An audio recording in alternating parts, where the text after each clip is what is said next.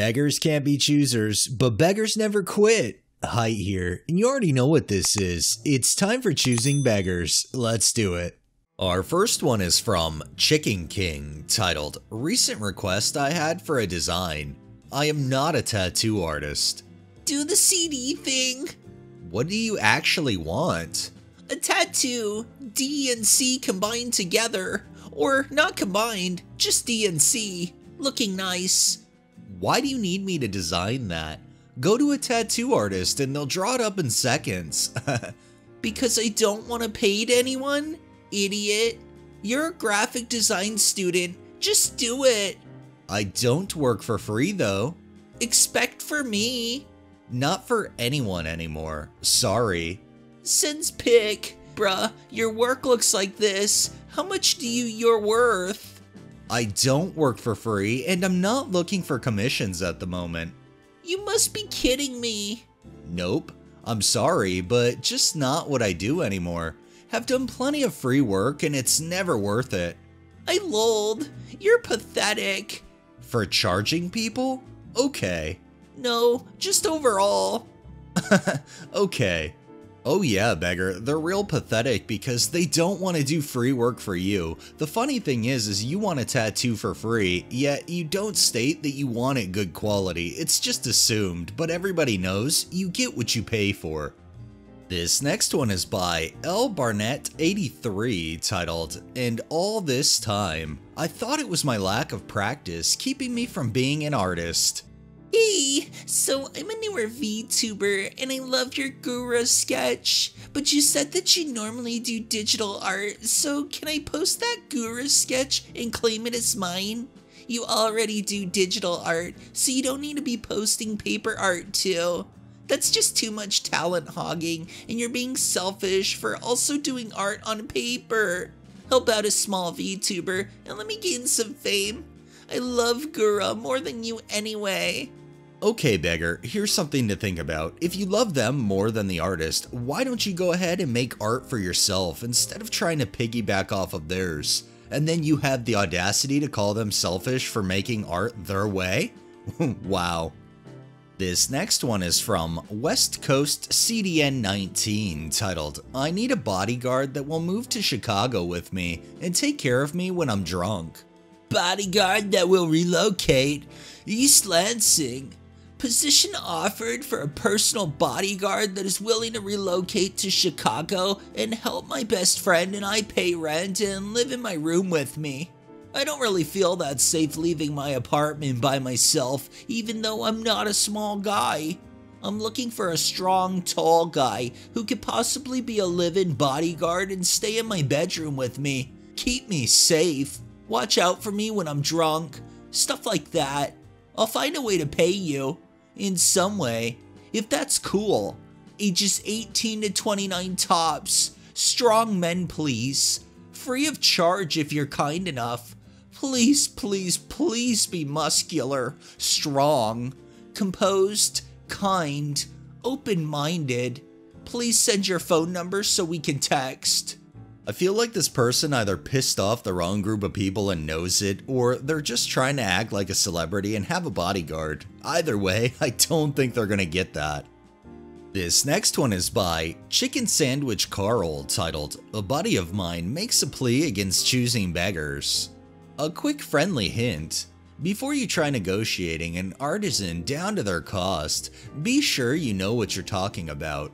For example, when I price a slab table at $800, that's because I'm taking into account the cost of raw materials of the slab, the raw materials and time it takes to fabricate custom legs, any consumable tools, glue or sealer used on the project, and lastly, I am accounting for the amount of time I spent working on the project. To be clear, I'm typically underselling because I'm still working on learning how to account for things like taxes and profit margins in my prices. It doesn't matter if you know a guy who can do the job faster. It doesn't matter if you know a place where you can get the slabs cheaper. When you offer me less than half of my asking price for slab furniture, or any projects really, you're likely barely covering the cost of materials, which translates to you telling me you don't think my time is worth anything. If you found someone who can do a superior product for less, go ahead and buy it from them. I don't think it's unreasonable to charge you the cost of the materials and time it takes me to make the thing you want to buy from me. The way they broke that down, how can a beggar argue that? I'm sure they'll try, but I mean, in all reality, they state it exactly how it is, and beggars, well, they're not gonna like having to read that. This next one is from Exit the Donut, titled, "Manager is disappointed. None of the talented job interviewees have sent a thank you email for the interview." I've interviewed several people for blank this week, and all the interviews went great. So many talented people out there. But here's the problem. None of the candidates have sent a follow-up email to thank us for the interview. Not one.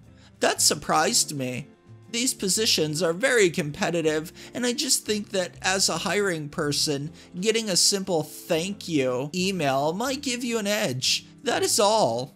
Tried to contact Futuro about a gig a bit ago. Never heard back. FYI, I would have included a formal thanks or handwritten note. And I write cursive.